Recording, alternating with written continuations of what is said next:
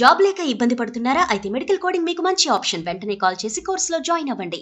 అమ్మ, ఒక ధర్మ సందేహం అమ్మ. చెప్పండి. ఇప్పుడు మనం ఆ. మన కర్మను అనుభవించి బాధలు కానీ, కష్టాలు కానీ, సంతోషాలు కానీ మన కర్మానుసారమే నడుస్తుంది మన జీవితం. అలాంటప్పుడు హోమాలు చేయటం, పూజలు చేయటం, ప్రత్యేకమైన వ్రతాలు చేయటం, గుడికి వెళ్ళటం, భగవన్ నామ స్మరణ చేయటం, ఇవి ఏమి చేసినా ఈ కర్మ అనేది తప్పదు. అవును కదా. అప్పుడు చాలా మంది యువతకి ఇలాంటి ప్రశ్న తలెత్తుతుందమ్మా, ఎలా అయినా తప్పదు కదా, ఇవన్నీ చేయటం ఎందుకు, ఎందుకు చేయాలి? కర్మను బట్టి మన ఫలితం అనేది ఆధారపడి ఉంటుంది. అలాంటప్పుడు మళ్ళీ మనం పూజలు, హోమాలు, వ్రతాలు ఇవన్నీ ఎందుకు చేయాలి? ఈ ప్రశ్నకి అసలు సమాధానం ఏం చెప్పాలమ్మా? ఇంగ్లీష్లో ఓ సామెత ఉంది, తెలుగులో చెప్తా దాన్ని. చెప్పండి. ఇంగ్లాండ్లో చాలా భయంకరమైనటువంటి వ్యాధిగా పరిగణించేది జలుబు, ఇన్ఫ్లుయెన్జా. అంతే కదా, చలి దేశం, ఒకసారి వస్తే పోదు అక్కడ. అవునవును. వాళ్ళు ఏమంటారంటే, ఒక సామెత ఏమిటంటే, జలుబు చేస్తే మందు వేసుకుంటే ఒక్క వారం రోజుల్లో తగ్గుతుంది, మందు వేసుకోకపోతే 7 రోజులు ఉంటుంది. అంటే మాటలోనే వారం రోజులు, వారం అనగానే తక్కువని భావన, తగ్గుతుంది అనగానే సంతోషం. 7 రోజులు అంటే చాలా పెద్దది, ఉంటుంది అంటే అమ్మో ఉంటుంది అని.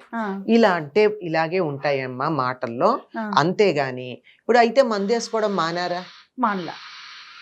మందు వేసుకోవడం వల్ల జరిగింది ఏమిటి? కొంచెం ఉపశమనం ఉంటుంది కదా. అంతే, ఉపశమనం ఉంది కదా. అంటే ఏం జరిగింది? జలుబే భయంకరంగా బాధపడకుండా ఆ జలుబుని భరించగలిగినటువంటి శక్తి వచ్చింది. అవునా కదా? అవును. అలాగే ఏదన్నా దెబ్బ తగిలితే ఆపరేషన్ చేస్తున్నారు. ఆపరేషన్ చేసేటప్పుడు మన శరీరాన్నే కోస్తున్నారు కదా. ఆ శరీరానికి అక్కడ బాధ ఉందా లేదా? ఉన్నది కదా. కానీ అనస్థీషియా ఎందుకు ఇస్తున్నారు? ఆ బాధ మనకి ఎక్కువగా తెలియకుండా బాధ ఉంది, తెలియటల్లా. అంటే తెలిస్తే గిలగిల్లాడుతున్నాం, తెలియకపోతే అనుభవిస్తున్నాం. కానీ pain is inevitable, suffering is optional అంటారు. నొప్పి తప్పదు, బాధ తప్పుతుంది. ఇదే కర్మ సిద్ధాంతంలో మీరు చెప్పిన దానికి. అనుభవించటం అన్న తప్పదు, కానీ అనుభవించేటప్పుడు మనం బాధపడడంలో తీవ్రత తగ్గుతుంది. తేలికగా అనుభవిస్తాం, హాయిగా అనుభవిస్తాం. తప్పదండి. ఒక చిన్న ఉదాహరణ మా గురువు గారు ఎప్పుడు చెప్పేది మీకు చెప్తాను.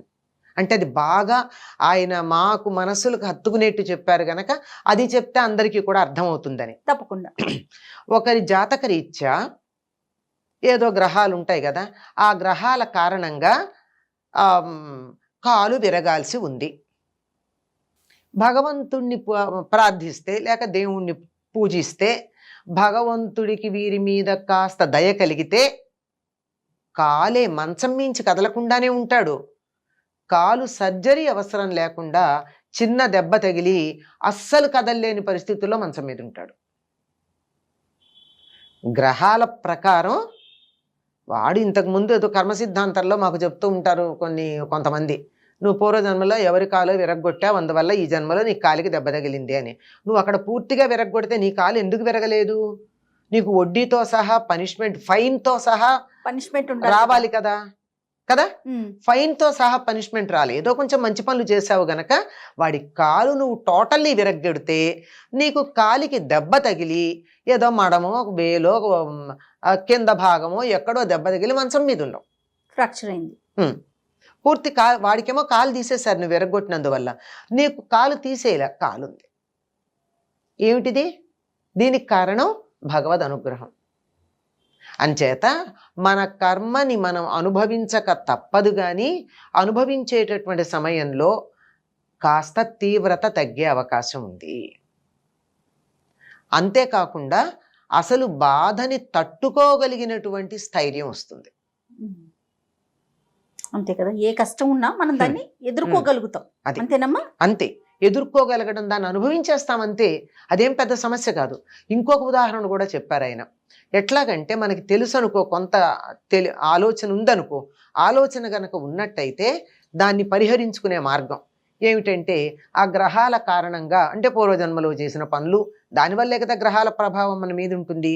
దానికి కారణంగా ఏదో అక్రమ సంబంధాలు, ఇట్లాంటి వాటిల్లో ఇన్వాల్వ్మెంట్స్ నీ జన్మలో, నీ జాతకంలో ఉన్నాయి.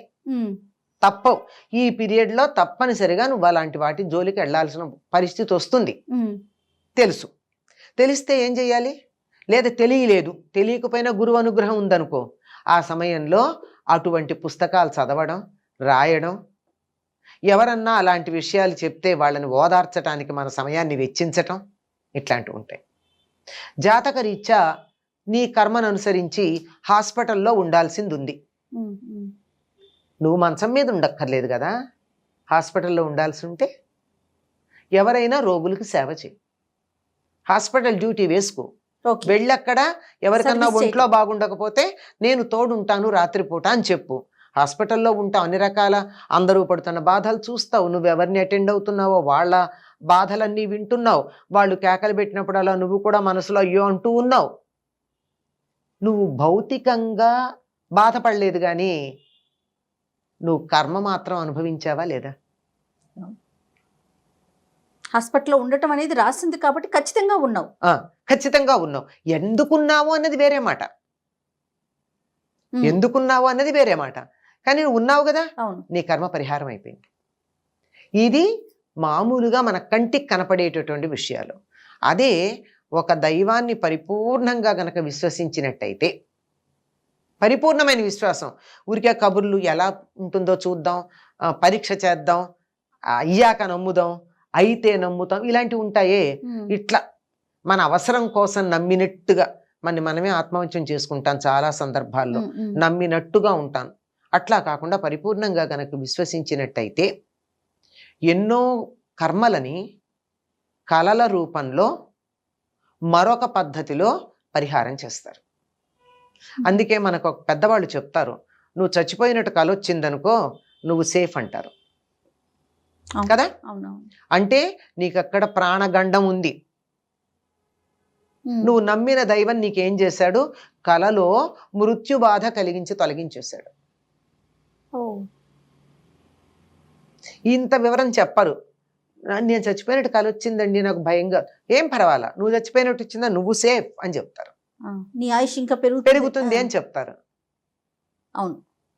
ఇట్లాంటివి, ఇలాంటి రూపంలో మనకున్నటువంటి చెడు కర్మ పరిహారం అవుతుంది. మంచి కర్మకు కూడా అలాగే పోయేది ఉంది. అందుకే ఎవరన్నా బంగారం ఇస్తే చాలా మంది చేత్తో తీసుకోరు. నాకు ఇవాళ స్వర్ణయోగం ఉంటే ఒకసారి తీసేసుకున్నాగా పోయిందంటారు. అంటే నాకు బంగారం రావాల్సి ఉంది, మీరు నన్ను చూడండి అన్న బంగారం నా చేతికి ఇచ్చారు, పుచ్చుకున్నాను, బంగారం పుచ్చుకుని నాకు కర్మ సరిపోయింది కదా, మళ్ళీ మీ వస్తువు మీకు ఇచ్చేసా నాకు పోయింది. అందువల్ల ఏం చేస్తారు, అమ్మో బంగారం అలతో తీసుకోను, నాకున్న స్వర్ణయోగం కాస్త పోయింది అని చెప్పి మళ్ళీ అక్కడ పెట్టేస్తారు. అంచేత మంచైనా చెడైనా చేసిన వారికి చేసుకున్నంత, అంతే కదండి. అంతేమ్మా. అనుభవించక తప్పదు. అనుభవం ఎట్లా అన్న దాంట్లో తేడా వస్తుంది. కనుక ఈ దానాలు అవి చేయడం వల్ల ఆ తీవ్రత తగ్గుతుంది. అదే కాలు పోవాల్సింది వేలికి దెబ్బ తగులుతుంది. నువ్వు మంచం మీద ఉండకుండా హాస్పిటల్లో మంచం మీద ఉన్న వాళ్ళని చూస్తావు. ఆ చెత్త పనులు నువ్వు చేయకుండా తత్సంబంధమైన వినడమో, చదవడమో, చూడడమో మన దురదృష్టం కొద్దీ మన నట్టింట్లోకి వచ్చేసాయి కదండి. అవునమ్మా. పెద్ద స్క్రీన్లు, చిన్న స్క్రీన్లు, ఇంత స్క్రీన్లు, వాటిల్లో నీ ఇష్టం ఉన్నా లేకపోయినా బలవంతంగా కొన్ని చూస్తావు. అసహించుకుంటేనే చూస్తావు, తప్పదు. ఎవరింటికో వెళ్ళి కూర్చున్నావు, వాళ్ళు ఏదో టీవీ పెట్టారు, నాకు ఇష్టం లేదు కానీ చూడక తప్పదు కదా. అయిపోయింది, నీ కర్మ కాస్త పరిహారం అయింది. నీకు ఆ రకంగా ఇన్వాల్వ్ అవ్వాల్సినటువంటి ఇదేదైతే ఉందో ఆ జాతకంలో రాసున్నది అది పోయింది. కనుక ఇవన్నీ తీవ్రత తగ్గడానికి చాలా చక్కగా దేవీ భాగవతంలో చెప్తాడు. పరీక్షిత్తు నీకు 7 రోజుల్లో మరణం ఉంది అనంగానే అతనే వచ్చి చెప్తాడు కదా, మహర్షి వచ్చి చెప్తాడు, నా కొడుకు ఇలా చేశాడు, పొరపాటు అయింది అని చెప్తాను, నువ్వేం పరిహారం చేసుకుంటావు అని చెప్పి వెళ్ళిపోతాడు. అంటే నిజాయితీ అలా ఉండేది ఆ రోజుల్లో. నా కొడుకు శపించాడు, నీకు 7 రోజుల్లో మరణం వస్తుంది, పరిహారం ఏం చేసుకుంటావో చేసుకోమని. అప్పుడు అందరినీ పిలిపిస్తాడు.